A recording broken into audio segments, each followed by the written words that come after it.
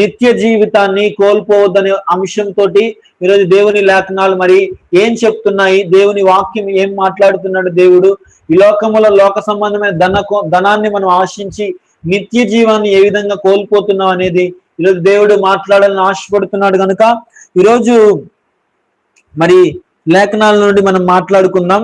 మొదటగా మరి పరిశుద్ధ గ్రంథంలో నుండి 2వ రాజుల గ్రంథము 5వ అధ్యాయంలోనికి మనం వెళ్ళినట్లయితే, మీ అందరు కూడా మీ బైబిల్ పుస్తకాలను తెరిచినట్లయితే 2వ రాజుల గ్రంథము 5వ అధ్యాయము, ప్రతి ఒక్కరు కూడా మీ బైబిల్ పుస్తకాలను తెరవండి.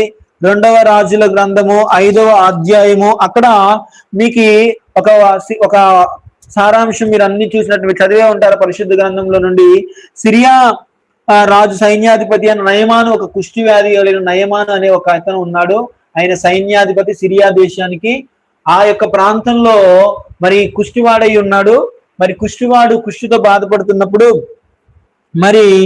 మరి కుష్టితో బాధపడుతున్నప్పుడు ఎలీషా దగ్గరికి వెళ్ళమని ఒక చిన్నదాని ద్వారా మరి ఆ యొక్క ఇశ్రాయేలు నుంచి మరి చెరపట్టుకుని పోయినప్పుడు ఒక చిన్నదాని ద్వారా వారి భార్యకి, నయమాను భార్యకి ఆ విషయాన్ని తెలియజేసినప్పుడు, ఆ నయమాను ఆ రాజుకు తెలియజేసినప్పుడు, రాజు ఇశ్రాయేల్ రాజుకు తెలియజేసినప్పుడు, ఇశ్రాయేల్ రాజు మరి ఇబ్బంది పడుతున్నప్పుడు వస్త్రాలు చింపుకున్నాడు అన్నట్టుగా బైబిల్ గ్రంథంలో కింద ఆ 5వ వచనం నుంచి 5వ అధ్యాయం స్టార్టింగ్ చదువుకుంటా వెళ్తే మనకి ఈ పరిశుద్ధ లేఖనాల నుండి మరి దేవుడు స్పష్టంగా మనతో మాట్లాడతాడు. కిందికి వెళ్తే ఈ విధంగా ఇశ్రాయేల్ రాజు ఇబ్బంది పడుతున్నప్పుడు ఎలీషా మీరు ఇలాగ ఎందుకు చేస్తున్నారని మాట్లాడినప్పుడు, ఆ నయమానుని నా యొద్దకు పంపించండి అని ఎలీషా అంటాడు.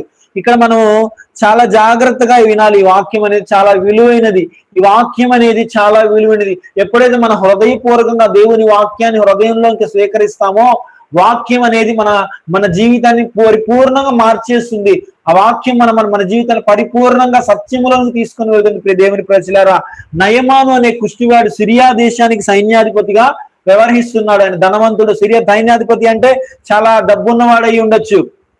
మరి ఆ దేశానికి ధనవంతుడైండి ఒక అన్నీ ఉన్నాయి, కానీ అతని దేహం అంతా కూడా కుష్టి వ్యాధితో మరి మచ్చలతో ఉన్నదనంట. మరి ఆ కుష్టి వ్యాధిని పోగొట్టుకుందాం అనేసి మరి ఎలీషా యొద్దకు వచ్చాడు. దేవుని ప్రజలారా, మరి బంగారము, ఆభరణాలు, డబ్బులు, వివిధ రకముల అన్ని పట్టుకొని ఎలీషా యొద్దకు వచ్చాడు. దేవుని ప్రజల మనం చదువుదాం 5వ అధ్యాయము చూడండి. ఇక్కడ 9వ వచనము, నయమాను గుర్రములతోనూ రథముతోనూ వచ్చి, చూడండి క్లియర్ గా మనం దేవుని గ్రంథాన్ని ఒకసారి మనం జాగ్రత్తగా పరిశీలనగా చదువుదాం. నయమాను గుర్రములతోనూ రథములతోనూ వచ్చి ఎలీషా ఇంటి ద్వారము ముందర నిలిచి ఉండగా, ఎలీషా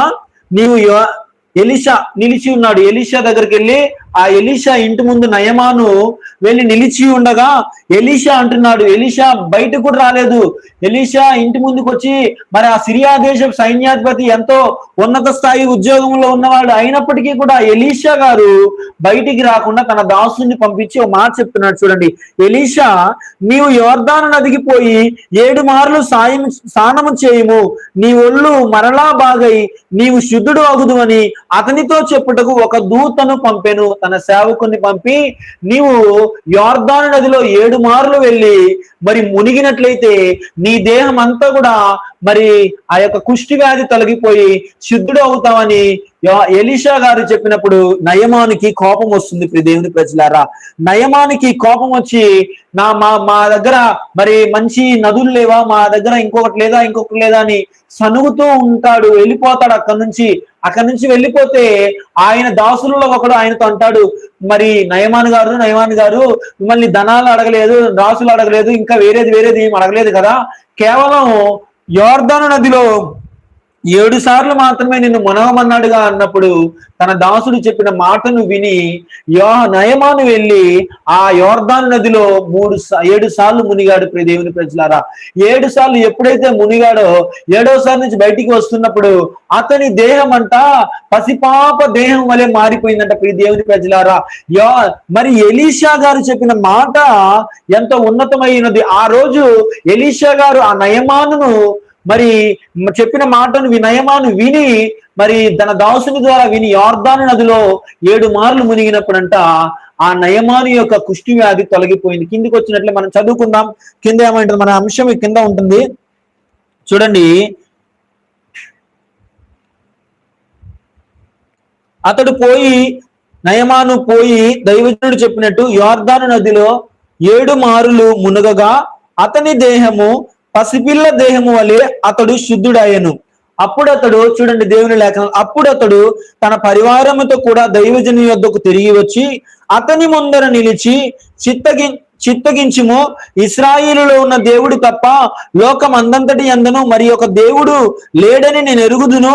ఇప్పుడు నీవు నీ దాసుడైన నా యొద్ద బహుమానము తీసుకొనవలనని అతనితో చెప్పగా, మరి అక్కడ జరిగిన అద్భుత కార్యాన్ని బట్టి నయమానులో ఒక విశ్వాసం కలిగింది. ప్రపంచంలో ఉన్న దేవుడు ఏ దేవుడు కూడా మరి గొప్పవాడు కాదు, మరి మనము ఆరాధిస్తున్న దేవుడే గొప్పవాడని ఒక చెబుతూ నేను తీసుకొచ్చిన కానుకలు తీసుకో అనేసి ఎలీషాతో అంటున్నాడు. దేవుని ప్రజలారా, ఇక్కడే మన అంశం ఇదే.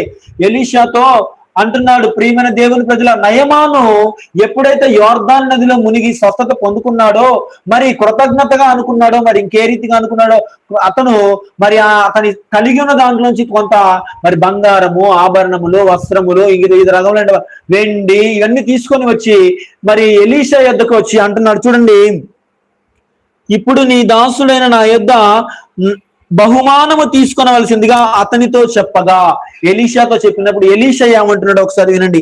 ఎలీషా, ఎవని సన్నిధిని నేను నిలబడి ఉన్నానో ఇశ్రాయేలు దేవుడైన యెహోవా జీవముతోడు నేనేమీ తీసుకొనని అతనితో చెప్పాను. నయమాను అతన్ని ఎంతో బతిమాలినను అతడు ఒప్పకపోయాను. అప్పుడు చూడండి, ఎలీషా అంట నయమాను తెచ్చిన మరి యొక్క కానుకలలో ఏది కూడా తీసుకోలేదు. యెహోవా జీవముతోడు నేనే కానుక తీసుకోననేసి నయమాను తెచ్చినటువంటి ఏ కానుకను కూడా తీసుకోలేదంట. ప్రియ దేవుని ప్రజలారా, మరి నయమాను మరి వెళ్ళిపోతూ ఉన్నాడు, తీసుకోలేదని చెప్పేసి వెళ్ళిపోతూ ఉన్నప్పుడు మరి ఎలీషాకు ఒక శిష్యుడు ఉన్నాడు. ప్రియ దేవుని ప్రజలారా, ఎలీషాకు ఒక శిష్యుడు ఉన్నాడు, అతని పేరు వచ్చేసి గెహజీ. అతడు మరి ఆలోచన చేసుకున్నాడు, మనసులో ఒక కోరిక కలిగి ఉన్నాడు. మరి దైవజనుడికి డబ్బులు ఇస్తానన్నారు, బంగారం ఇస్తానన్నారు, మరి మిగులు వెలగల వస్తువులు ఇస్తానన్నప్పుడు దైవజనుడు తీసుకోలేదు. దైవజనుడికి అవసరం లేకపోయి ఉండొచ్చు, కానీ నాకు ఉపయోగపడతాయని మనసులో ఒక దురుద్దేశం కలిగి గెహజీ ఏం చేశాడంటే ఆ వెళుతున్న రథాల వెంట వెనక్కి వెళ్ళి ఉరుక్కు పరిగెత్తుకుంటూ వెళ్తున్నాడు. కింద చదువుదాం మనం ఒకసారి. చూడండి, కిందకు వస్తే మనం చదివినప్పుడు అప్పుడు అంతటా దైవజనుడైన ఎలీషా సేవకుడు గెహజీ, చూడండి 20వ అధ్యాయం మనం చదివిన, అంతటా దైవజనుడైన ఎలీషాకు సేవకుడకు గెహజీ సిరియనుడైన ఈ నయమాను తీసుకొచ్చిన వాటిలో అంగీకరించుటకు నా యజమానునికి మనస్సు లేకపోయాను, కానీ యెహోవా జీవముతోడు నేను పరిగెత్తుకొని పోయి అతని కలుసుకొని అతని యొద్ద ఏమైనాను తీసుకుందని అనుకొని నయమానును కలుసుకున్నట్టుకై పోవుచుండగా నయమాను తన వెనక నుండి వచ్చుచున్న వాడిని చూచి తన రథము మీద నుండి దిగి వాడిని ఎదుర్కొని క్షేమమా అని అడిగాను. తరువాత అతడు క్షేమమే అని చెప్పి నా యజమానుడు నా చేత వర్తమానము పంపి ప్రవక్తల శిష్యుల్లో 2 యవనులు ఎఫ్రాయిము మన్యము నుండి నా ఎదుకు ఇప్పుడే వచ్చిరి కనుక నీవు వారి కొరకు 2 మనుగుల వెండియు 2 దుస్తుల బట్టలను దయచేయమని సెలవిచ్చుచున్నాడు అని చెప్పాను. చూడండి దేవుని ప్రజలారా, గెహజీ ఏం చేస్తున్నాడు? ధనానికి ఆశపడ్డాడు.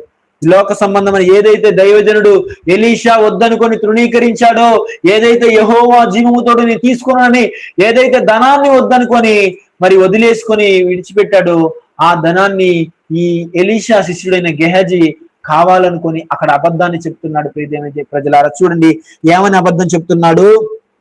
చూడండి, ప్రవక్తల శిష్యుల్లో 2 యవనులు ఎఫ్రాయిము మన్యము నుండి నా యొద్దకు ఇప్పుడే వచ్చిరని అబద్ధం చెప్తున్నాడు. అబద్ధాన్ని చెప్తున్నాడు. ఈ లోక ధనం అనేది ఈ లోక ధనాన్ని మనం ఎప్పుడైతే ఆశిస్తామో అప్పుడు మనము అబద్ధములోనికి మొదటగా నడిపించబడతాం. ప్రియ దేవుని ప్రజలారా, మొదట గెహజీ ధనాన్ని ఆశించాడు, మనసులో కోరిక కలిగి ఉన్నాడు. ఆ ధనాన్ని పొందుకోవడానికి మొదటగా ఒక అబద్ధాన్ని ఆడాడు. ప్రియ దేవుని ప్రజలారా, ఆనాడు గెహజీ మరి ఆ యొక్క నయమాను ఇచ్చినటువంటి ధనాన్ని ఆశించి ధనాన్ని తీసుకొని మళ్ళీ ఏమీ తెలియనట్లుగే మరి గెహజీ మరి తన సేవకుడి దగ్గరకు వచ్చాడు. తన సేవకుడి దగ్గరకు వచ్చి ఏమీ తెలియనట్లుగానే గెహజీ మళ్ళీ నార్మల్ గా ఉంటున్నాడు. ప్రియ దేవుని ప్రజల, చూడండి గెహజీ, చూడండి అతడు లోపలికి పోయి తన యజమాని ముందర నిలవగా, గెహజీ లోపలికి పోయి తన యజమాని ముందర నిలవగా ఎలీషా వారిని చూచి, గెహజీ, మళ్ళీ ఇంకో అబద్ధం ఆడుతున్నాడు చూడండి గెహజీ ఇక్కడ. గెహజీ, నీవెచ్చటి నుండి వచ్చితివని అడిగినందుకు వాడు, నీ దాసుడనైన నేను ఎచ్చటికి పోలేదనను. చూడండి, ఈ లోకధనము అబద్ధమును ఆడిస్తుంది ప్రియ దేవుని ప్రజలారా. గెహజీ మొదటి అబద్ధం ఆడాడు. ఎవరో ఇద్దరు మరి ప్రవక్తల శిష్యులు వచ్చారని చెప్పి అక్కడ ఒక అబద్ధం ఆడాడు. కిందికి వస్తే ఇంకా దైవజనుడితో కూడా ఇంకో అబద్ధం ఆడుతున్నారు. నీవు ఎక్కడికి వెళ్ళావు? ఒకవేళ దైవజనుడి దగ్గరకు వచ్చి, గెహజీ మరి నిజాన్ని చెప్పి ఒప్పుకొని దేవ సేవకుడా నన్ను క్షమించమని అడిగినట్లయితే ఒకవేళ ఆ యొక్క సేవకుడు అతన్ని క్షమించేవాడేమో. కానీ ఈ లోక సంబంధమైన ధనం అనేది రెండవ అబద్ధంలోనికి గెహజీని తీసుకుని వెళ్ళింది ప్రియ దేవుని ప్రజలారా. చూడండి, గెహజీ అతడు లోపలికి పోయి తన యజమానిని ముందర నిలవగా ఎలీషా వారిని చూసి, గెహజీ, నీవెక్కడ నుండి వచ్చితివని అడిగినందున వాడు, నీ దాసుడైన నేను ఎచ్చటికీ పోలేదనను. వెంటనే మరి దైవజనుడు ఆత్మలో గ్రహించాడు ప్రియ దేవుని ప్రజల. ఏమంటారు చూడండి, అంతటా ఎలీషా వానితో, ఆ మనుషుడు తన రథము దిగి నిన్ను ఎదుర్కొనుటకు తిరిగి వచ్చినప్పుడు నా మనస్సు నీతో కూడా రాలేదా? దైవజనుడు ఎంత ఆత్మీయంగా ఉన్నాడు. దేవునితో అంటుకట్టబడిన స్థితిలో దైవజనుడు ఉన్నాడు ప్రియ దేవుని ప్రజలారా. మరి ఆ దైవజనుడి దగ్గర ఉన్నటువంటి సేవకుడుగా, మరి ఆ దైవజనుడి యొక్క దగ్గర ఉన్న దాసుడు మాత్రము ఈ లోక సంబంధమైన ధనాన్ని ఆశించాడు. దైవజనుడికి తెలియదు అనుకున్నాడేమో. దైవజనుడు ఒకవేళ తెలియకపోతే ఈ ధనాన్ని నేను మరి నా సొంత వినియోగానికి ఉపయోగించుకుంటా అని చెప్పేసి కృపలో తప్పిపోయాడు ప్రియ దేవుని ప్రజలారా. గెహజీ చేసింది మరి అతనికి ఏం తీసుకొని వచ్చింది? ఆనాడు గెహజీ ఆశించినటువంటి ఆ ధనాన్ని బట్టి అతనికి శాపము వచ్చింది ప్రియ దేవుని ప్రజలారా. శాపము వచ్చింది. తన జీవితంలో ఏదైతే మరి ధనాన్ని ఆశించాడో తన జీవితాంతం వరకు శాపాన్ని మోసుకుంటూ ఉన్నాడు ప్రియ దేవుని ప్రజలు. చూడండి, కింది చదివినట్లయితే, ద్రవ్యమును, వస్త్రములను, ఒలివ చెట్ల తోటలను, ద్రాక్ష తోటలను, గొర్రెలను, ఎడ్లను, దాసదాసులను సంపాదించుటకు ఇది సమయమా? దైవజనుడు అంటున్నాడు, ఇది మంచి సమయం కాదు, ఇది దేవుని సమయమా? కాబట్టి నయమానుకు కలిగిన కుష్టు నీకును నీ సంతతికి సర్వకాలమును అంటియుండును అని చెప్పగా. చూడండి ప్రియ దేవుని ప్రజలారా, చేసిన చిన్నపాటి నిర్లక్ష్యం కుటుంబం అంతటికి కూడా, తన ఇంటి వారందరికీ కూడా శాపాన్ని తీసుకుని వచ్చింది ప్రియ దేవుని ప్రజలారా. దైవజనుడి వద్ద ఉన్నటువంటి దైవజనుడి వద్ద ఉన్నాడు గెహజీ, ఎక్కడా లేడు. దైవజనుడి యొక్క శిష్యుడై ఉన్నాడు. దైవజనుడేమో ఆత్మలో ఉన్నాడు, శిష్యుడేమో లోకానికి మరి హృదయాన్ని ఇచ్చుకున్నాడు ప్రియ దేవుని ప్రజలారా. ఎప్పుడైతే గెహజీ ఈ లోక సంబంధమైన ధనాన్ని ఆశించాడో, ఈ లోక సంబంధమైన ధనాన్ని ఆశించినప్పుడు ఈ లోక సంబంధమైన ధనం అనేది మనల్ని మరి శాపములోనికి తీసుకుని వెళుతుంది ప్రియ దేవుని ప్రజలారా. గెహజీ చేసినటువంటి ఆ యొక్క ధనాన్ని ఆశించడం మూలంగా దైవజనుడి యొక్క మాటను నిర్లక్ష్యపరిచి ఏం తెచ్చుకున్నాడు? కుష్టి వ్యాధిని. ఏదైతే నయమానికి ఏ కుష్టి వ్యాధి అయితే ఉందో ఆ కుష్టి రోగంను తిరిగి ఇతను పొందుకున్నాడు ప్రియ దేవుని ప్రజలారా. మరి ఈ రోజుల్లో మనము దేనిని ఆశిస్తున్నాం? ధనాన్ని ఆశిస్తున్నామా? ఈ లోక ధనం మనకు ఉండాలి, ధనం ఉండాలి, అతిగా వాటి మీద ధనం ఉండాలి, కానీ ధనము మీద మనసు రాకూడదు, ధనం మీద వ్యామోహం ఉండకూడదు ప్రియ దేవుని ప్రజలారా. ఈ లోకంలో మనము దేని వైపు పరిగెత్తుతున్నాం? గెహజీ ఈ లోక సంబంధమైన ధనం వైపు పరిగెత్తాడు. ధనం వైపు పరిగెత్తి శాపాన్ని తెచ్చుకున్నాడు ప్రియ దేవుని ప్రజలారా. మరి ఈ లోకంలో మనము ధనం వైపు పరిగెత్తుతున్నామా, దేవుని వైపు పరిగెత్తుతున్నామా? ఒక్కసారి ఆలోచన చేసుకున్నాం ప్రియ దేవుని ప్రజలారా. అలాగే మరి కొత్త నిబంధన గ్రంథంలో కూడా మనం చూసినట్లయితే, మరి యేసు క్రీస్తు ప్రభువారు తన కోసం ఏర్పరచుకున్న 12 మంది శిష్యులను తన కొరకు ఏర్పరచుకొని ఉన్నాడు. తన కొరకు ఏర్పరచుకున్న 12 మంది శిష్యులను ఆయన అభిషేకించాడు. సమస్తమైన ఆధిపత్యం మీద అధికారం ఇచ్చాడు. సమస్తమైన రోగముల మీద, దయ్యముల మీద ఆ 12 మందికి కూడా అధికారం ఇచ్చాడు యేసు క్రీస్తు ప్రభువారు. యేసు క్రీస్తు దగ్గరే ఉన్నారు ఆ 12 మంది శిష్యులు. ఆ 12 మంది శిష్యులు ఒకడైన యూదా ఇస్కరియోతు దేవునితోనే ఉన్నాడు, దేవునితోనే గడిచాడు, దేవునితోనే బలలో పాలు పొందాడు, దేవునితోనే నడిచాడు, దేవుని వద్దనే ఉన్నాడు. కానీ ఏం చేశాడు? ఈ లోక సంబంధమైన ధనాన్ని ఆశించాడు దేవుని ప్రజలారా.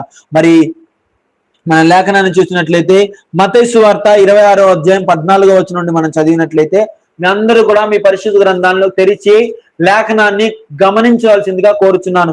మత్తయి సువార్త 26వ అధ్యాయము 14 నుంచి 16 వచనాలు మనం చూసి చదువుదాం ప్రియ దేవుని ప్రజలారా. మత్తయి సువార్త 26వ అధ్యాయము 14 నుంచి మరి చదువుకుందాం. చూడండి, అప్పుడు 12 మందిలో ఒకడుగు ఇస్కరియోతు యూదా, చూడండి ఇస్కరియోతు యూదా ధనాన్ని ఆశించి మరి అలాగా పతనమైపోయాడు. చూడండి ఒక్కసారి, ధనాన్ని ఆశించడం మూలంగా ఆ గెహేజీకి ఏమో శాపాన్ని తెచ్చుకున్నాడు. ఇక్కడ ధనాన్ని ఆశించిన యూదా ఏమో మరణాన్ని తీసుకొని నిత్య జీవాన్ని కోల్పోయాడు. ప్రియ దేవుని ప్రజలారా, చూడండి చదువుదాం. అప్పుడు 12 మందిలో ఒకడుగు ఇస్కరియోతు యూదా ప్రధాన యాజకుల యొద్దకు వెళ్ళి, నేను ఆయనను మీకు అప్పగించిన ఎడల నాకేమి ఇత్తురని వారిని అడిగాను. అందుకు వారు 30 వెండి నాణములు తూచి వానికి ఇచ్చిరి.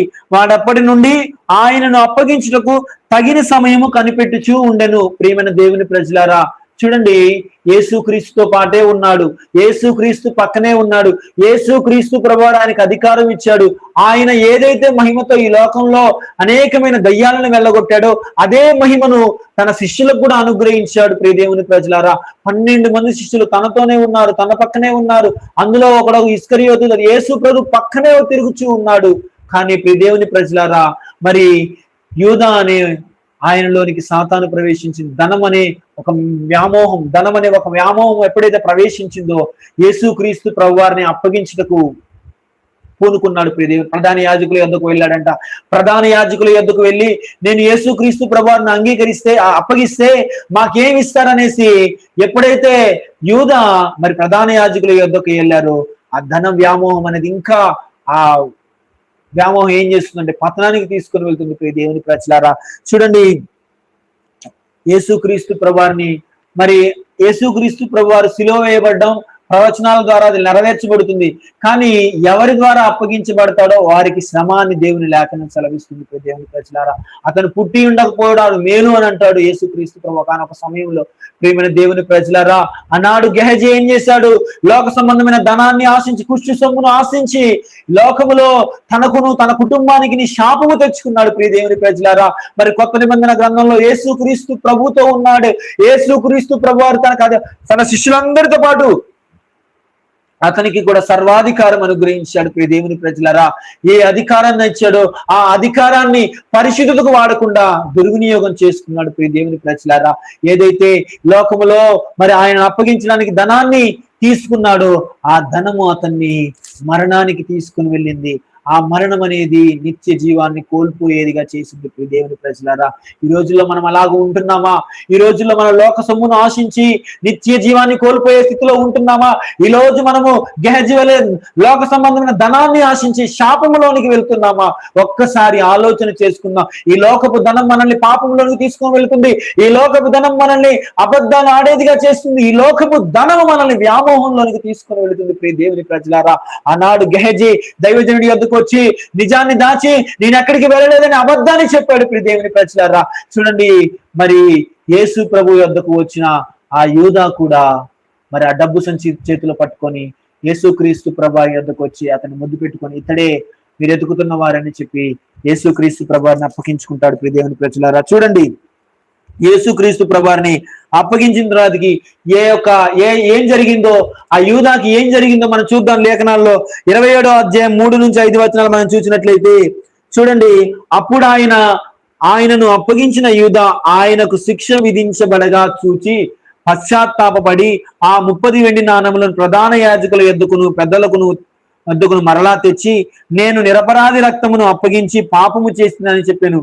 వారు దానితో మాకేమి, నీవే చూచుకోమని చెప్పగా అతడు ఆ వెండి నాణములు దేవాలయములో పారవేసిపోయి ఉరి పెట్టుకొనెను. ప్రియ దేవుని ప్రజలారా, ఒక్కసారి ఆలోచన చేసుకొని ప్రియ దేవుని ప్రజలారా, యూదా దేవునితోనే ఉన్నాడు, దేవునితోనే గడిపాడు, దేవునితోనే సమయాన్ని వెచ్చించాడు, దేవునితోనే నిలిచాడు, దేవునితోనే ఉన్నాడు, దేవుని ఇచ్చినటువంటి ఆలోచనలోనే ఉన్నాడు. కానీ ఎప్పుడైతే దేవుణ్ణి యేసుక్రీస్తు ప్రభువారిని అప్పగించాలనే ఆలోచన మదిలో వచ్చిందో డబ్బు మీద వ్యామోహం పెరిగిపోయింది.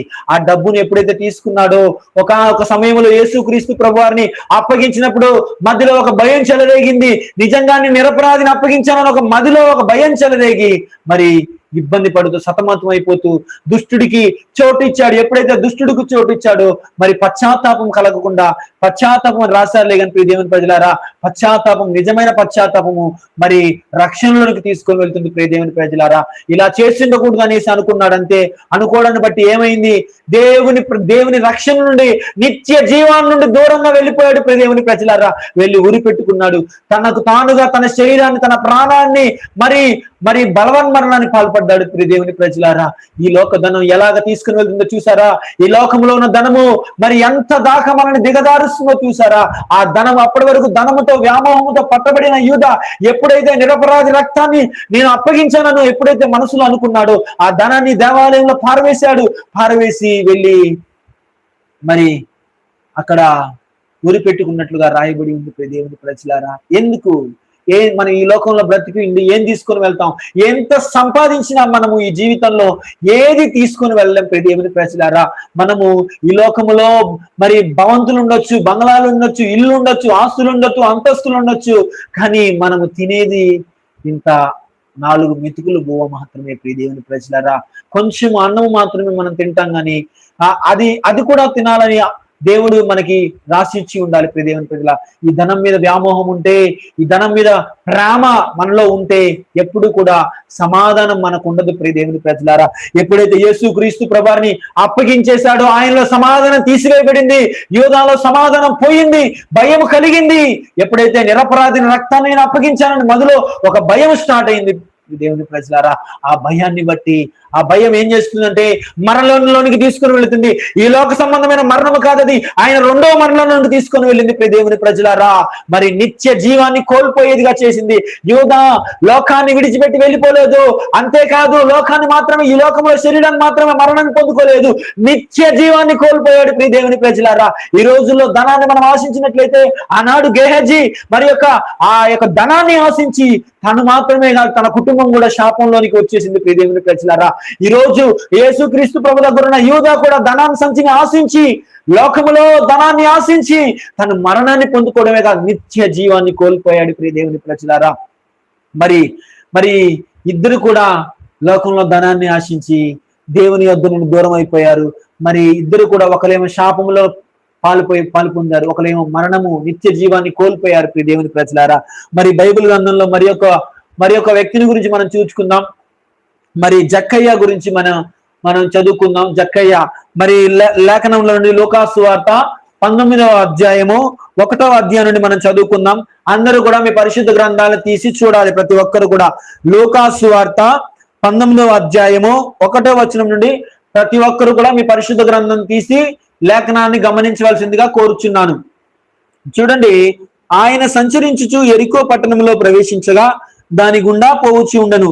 ఇదిగో సుంకపు గుత్తాదారును ధనవంతుడైన జక్కయ్య అను పేరు గల ఒకడు యేసు ఎవరో అని చూడగోరెను, కానీ పొట్టివాడైనందున జనులు గుంపు కూడి ఉండటం వలన చూడలేకపోయాను. ప్రియ దేవుని ప్రజలారా, మరి యేసుక్రీస్తు ప్రభువారు సంచరించుతూ యెరికో పట్టణంలో ప్రవేశించినప్పుడు అక్కడ సుంకరి గుత్తాదారుడు అంటే ధనవంతుడు, సుంకపు ఆయన పన్ను వసూలు చేసేవాడైన దేవుని కలిగిన అతను కాదు ఆయన. ఈ లోకంలో జక్కయ్య ధనాన్ని బాగా వసూలు చేసేవాడు, పన్ను వసూలు చేసేవాడు. అత్యధికంగా ₹1 వసూలు చేసాక ₹10 వసూలు చేసేవాడు. ధనాన్ని బాగా కూడబెట్టుకున్నాడు. ఆ రోజుల్లో ధనవంతుడిగా చలామణి అయ్యాడు. సుంకపు గుత్తాదారుడు అయినటువంటి ఆయన జక్కయ్య అంట యేసుక్రీస్తు ప్రభు ఎవరో అని తెలియజేయగోరి ఆయనను గూర్చి ఆలోచన కలిగంట. చూడండి, యేసు ఎవరో అని చూడగోరని గాని పొట్టివాడైనందున జనులు గుంపు కూడి ఉండటం వలన చూడలేకపోయినంట. ఒక ఆశ కలిగి ఉన్నాడు ప్రియ దేవుని ప్రజలారా. అప్పటి వరకు ధనాన్ని ఆశించిన జక్కయ్య అంట యేసుక్రీస్తు ప్రభువారిని చూడగోరాడు కానీ జనులు గుంపు కూడి ఉన్నందునంట చూడలేకపోయినప్పుడు జక్కయ్య ఒక పని చేస్తాడు ప్రియ దేవుని ప్రజలారా. ఈరోజు జక్కయ్య యేసుక్రీస్తుని ప్రభువాన్ని పొట్టివాడైనందున ఆయన చూడాలని మేడి చెట్టు ఎక్కాడంట ప్రియ దేవుని ప్రజలారా. చదువుదాం. అప్పుడు యేసు ఆ త్రోవను రానై ఉండెను గనుక అతడు ముందుగా పరిగెత్తుకొని ఆయన చూచుటకు ఒక మేడి చెట్టు ఎక్కెను. యేసు ఆ చోటుకు వచ్చినప్పుడు కన్నులెత్తి చూడండి ఎంత నిరీక్షణ కలిగి ఉంటాడు. ఈయన గురించి తెలుసుకోవాలని జక్కయ్య ఒక ఆలోచన కలిగి, జక్కయ్య పన్ను వసూలు చేసే వాడనమాట. ఈయనకు ఆలోచన ఎలా కలిగింది? ప్రతి దినము కూడా డబ్బులు వసూలు చేసేవాడు, అధికముగా వసూలు చేసేవాడు, లోకములో ధనాన్ని ఎక్కువగా ప్రేమించిన వాడు, ధనవంతునిగా చలామణి అవుతున్నవాడు ఈ జక్కయ్య. పుట్టివాడు, సుంకపు గుత్తాదారుడైన, అనేకుల దగ్గర సుంకరి పన్ను వసూలు చేసేవాడు ఈయన యేసు ప్రభు వారిని గురించి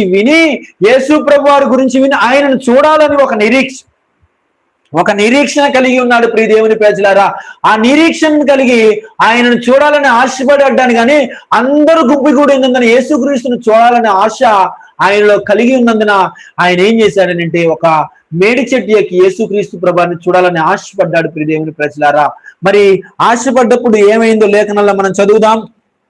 యేసు ఆ చోటుకి వచ్చినప్పుడు కన్నులెత్తి చూచి, జక్కయ్య త్వరగా దిగుము, నేడు నేను నీ ఇంట ఉండవలసి ఉన్నదని అతనితో చెప్పగా. చూడండి ప్రియ దేవుని ప్రజలారా, యేసుక్రీస్తు ప్రభువారు జక్కయ్యలో ఉన్నటువంటి నిరీక్షణ, ఆయనలో ఉన్నటువంటి ఆ యొక్క దేవుణ్ణి చూడాలని ఒక తపనను చూచాడు. ప్రియ దేవుని ప్రజలారా, యేసుక్రీస్తు ప్రభువారిని నేను చూడాలని ఒక ఆలోచన జక్కయ్యలో ఎప్పుడైతే పుట్టిందో, ఎప్పుడైతే యేసుక్రీస్తు ప్రభువారిని గురించి ఆలోచన ఆయనలో మదిలో చదివి ఎట్లయినా నేను ఆయన చూడాలని ఒక ఉద్దేశంతో జనులు గుంపు కూడా ఉన్నా కానీ ఆయన ఏం చేశాడంటే పొట్టివాడే చెట్టు ఎక్కాడంట.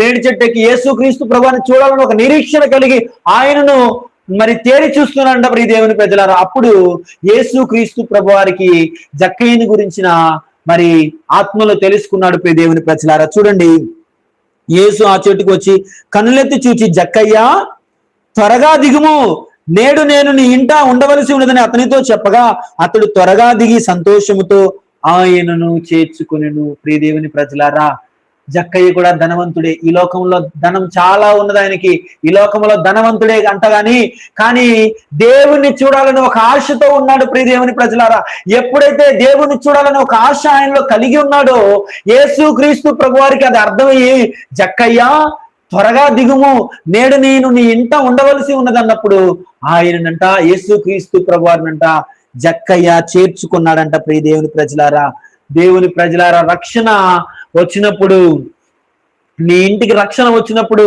నీవు నిర్లక్ష్యం పరచకూడదు. అన్నాడు జక్కయ్య ఇంటికి రక్షణ వెళ్ళినప్పుడు జక్కయ్య నిర్లక్ష్య పరచలేదు. జక్కయ్య తన ధనాన్ని విడిచిపెట్టాడు. జక్కయ్య తన ఉన్న ధనవంతునైన తన స్థాయిని విడిచిపెట్టాడు, తన హోదాన్ని విడిచిపెట్టాడు.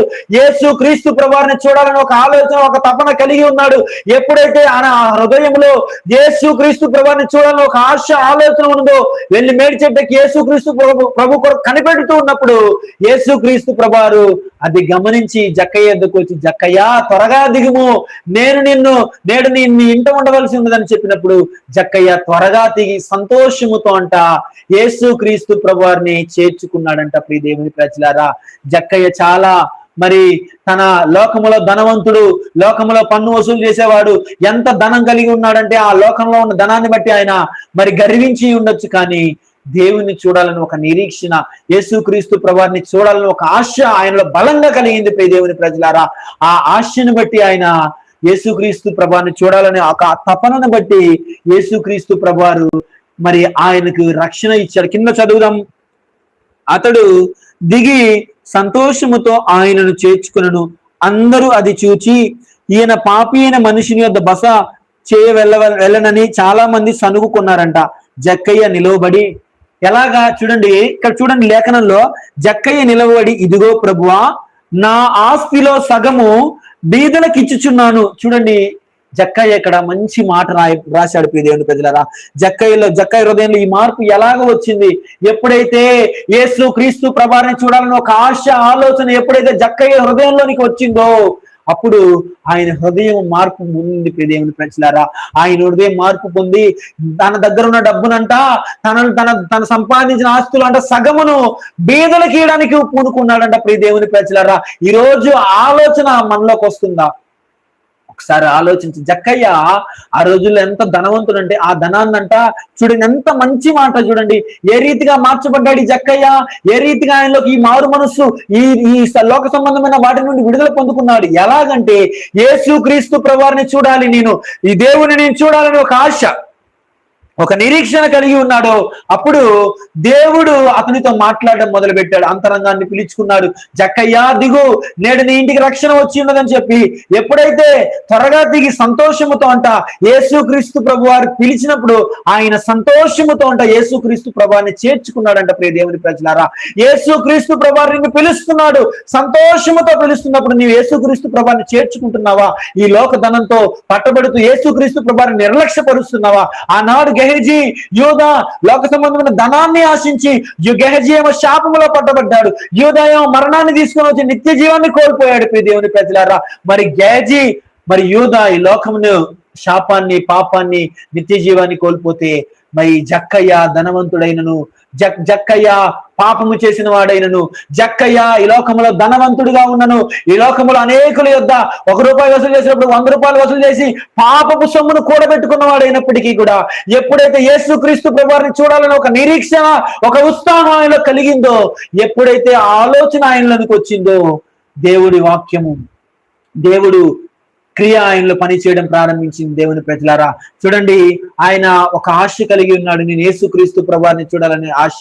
మనం కూడా యేసుక్రీస్తు ప్రభువారిని చూడాలని ఒక ఆశతో మనం కూడా దేవుని సన్నిధిలో ప్రార్థించగలిగినట్లయితే నిన్ను కూడా దేవుడు దర్శిస్తాడు. ప్రియ దేవుని ప్రజలారా చూడండి, ఇంకా కిందకి వెళ్తే జక్కయ్య నిలవబడి ఇదిగో ప్రభువా, చూడండి పిలిచాడు అంతే. యేసుక్రీస్తు ప్రభువారు జక్కయ్యని కిందికి దిగు అని పిలిచాడు.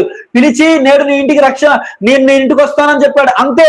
కానీ ఏది కూడా అక్కడ ఏం మాట్లాడలేదు. అయినప్పటికీ కూడా యేసుక్రీస్తులో ఉన్న మహిమను ఆత్మలో నుండి మరి జక్కయ్య గ్రహించగలిగాడు. ప్రియ దేవుని ప్రజల, ఎప్పుడైతే యేసుక్రీస్తు ప్రభులో ఉన్న మహిమను ఆత్మలో నుండి జక్కయ్య ఎప్పుడైతే గ్రహించగలిగాడో తన ఆస్తిలో సగభాగమునంట బీదలకు ఇచ్చేయడానికి ముందుకొచ్చాడు. ప్రియ దేవుని ప్రజలారా, ఆత్మలో నుండి యేసుక్రీస్తు ప్రభువాన్ని చూచాడు.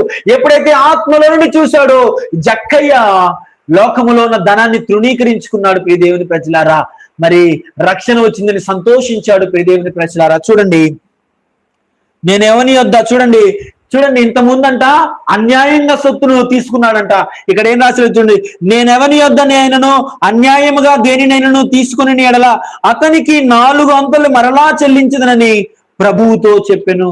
చూడండి ప్రియ దేవుని ప్రజలారా, నేను ఎవరి యొద్ద అన్యాయంగా డబ్బును తీసుకున్నాను వారి యొద్దకి నేను మళ్ళీ వెళ్ళి 4 అంతలు ₹100 తీసుకుంటా, నేను 4 అంతలు ఇచ్చేస్తానని దేవుని ముందు, దైవజనుడు దైవ సేవకుడు ముందు, దేవుడి ముందు, మరి దేవుని కుమారుడి ముందు ఒక తీర్మానం చేసుకొని, మరి నేను ఎవరి యొద్ద అయితే ప్రభువా మరి డబ్బులు అన్యాయంగా తీసుకున్నానో వారికి నా యొక్క ఎన్ని రెట్లు తీసుకున్నానో అంతకి 4 అంతలు చెల్లిస్తానని దేవుడు సాక్షిగా మరి మాట్లాడాడు. ప్రియ దేవుని ప్రజలారా, అప్పుడు యేసుక్రీస్తు ప్రభువారు అంటారు చూడండి, అందుకు యేసు ప్రభు ఇతడును అబ్రహాము కుమారుడే, ఎందుకనగా నేడు ఈ ఇంటికి రక్షణ వచ్చి ఉన్నది. ప్రియ దేవుని ప్రజలారా, నశించి దాన్ని వెతికి రక్షించుటకు మనుష్య కుమారుడు వచ్చినని అతనితో చెప్పెను.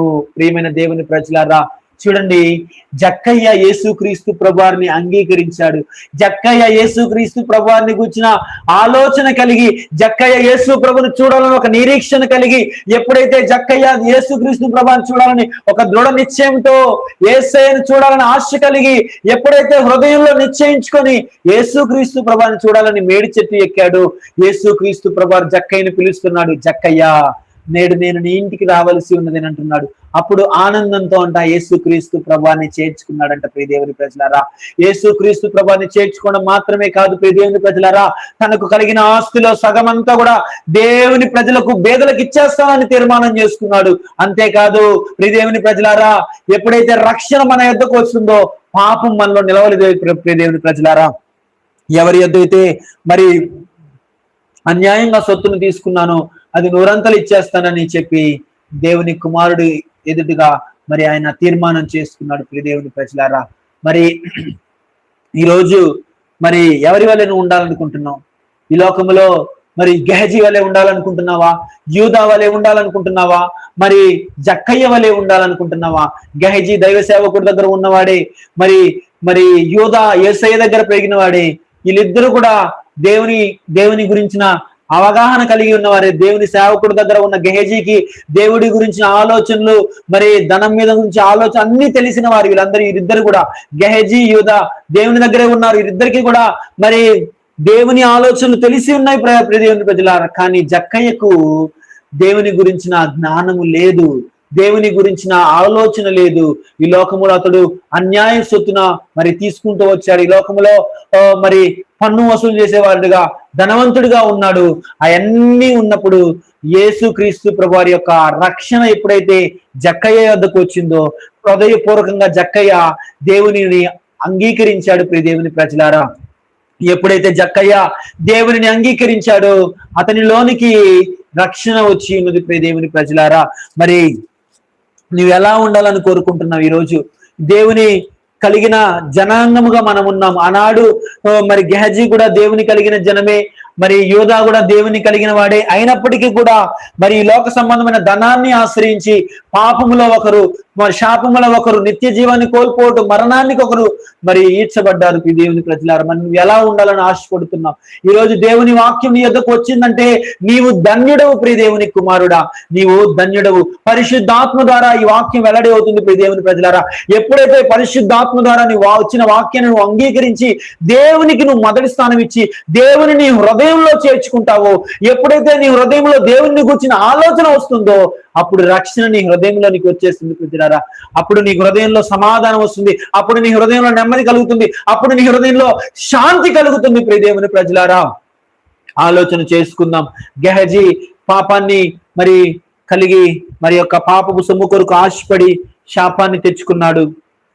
మరి యూదా మరి అక్రమమైన ఆ సొమ్ము కొరకు ఆశపడి మరణాన్ని పొందుకొని నిత్య జీవాన్ని కోల్పోయాడు. దేవుని ప్రజలారా, మరి జక్కయ్య మాత్రము తన యొక్క ధనాన్ని కాదనుకున్నాడు. రక్షణ కొరకు తన ధనాన్ని తృణీకరించుకున్నాడు.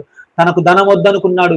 నాకు దేవుడే కావాలని ఆశ కలిగి మరి దేవుణ్ణి చేర్చుకుని సంతోషంతో చేర్చుకున్నాడంట. దేవుని ప్రజలారా, చూడండి దేవుని ప్రజలారా, చిన్న మాటలు, ఈ మాటలు అనేవి చాలా విలువైనవి. ఇవి చాలా విలువైన మాటలు దేవుని ప్రజలారా. మరి ఈ రోజు వాక్యం చాలా విలువైన వాక్యం. ఇది ఈ రోజు నీ వద్దకు ఈ వాక్యం వచ్చిందంటే చాలా ధన్యుడవు. నువ్వు వాక్యాన్ని వింటున్న నువ్వు చాలా ధన్యుడవు దేవుని ప్రజలారా.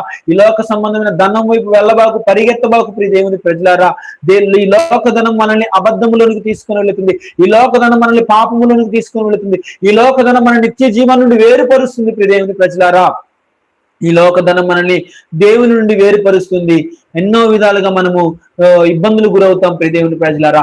వాక్యం చాలా విలువైనది. ఈ విలువైన వాక్యం నీ యొద్దకు వచ్చినప్పుడు మరి హృదయపూర్వకంగా నీవు దేవుని వాక్యాన్ని అంగీకరించాలి. దేవుని ప్రజలారా, దేవుని వాక్యాన్ని నీవు అంగీకరిస్తున్నావా? దేవుని వాక్యం నీ యొద్దకు వచ్చినప్పుడు ఈ వాక్యాన్ని తృణీకరిస్తున్నావా?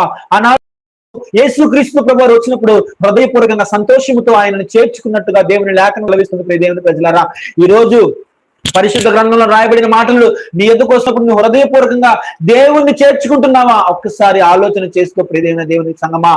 మరి మనుషుల వైపు ఎప్పుడు కూడా చూడొద్దు. నువ్వు మనుషుల వైపు చూడకూడదు, ఎప్పుడు కూడా దేవుని వైపు చూడ. పొట్టి జక్కయ్య, ఆ పొట్టివాడేప్పటికీ చుట్టూ జనం గుంపిగూడి ఉన్నప్పటికీ దేవుడిని చూడాలని ఒక నిరీక్షణ, ఒక ఆశ కలిగి ఉన్నాడు. దేవుని ప్రజలారా, ఎప్పుడైతే ఒక ఆశ కలిగి దేవుని చూడాలని ఒక నిరీక్షణ కలిగి ఆయనను చూడని ఆయన మేడి చెట్టు ఎక్కాడు యేసుక్రీస్తు ప్రభువారంట.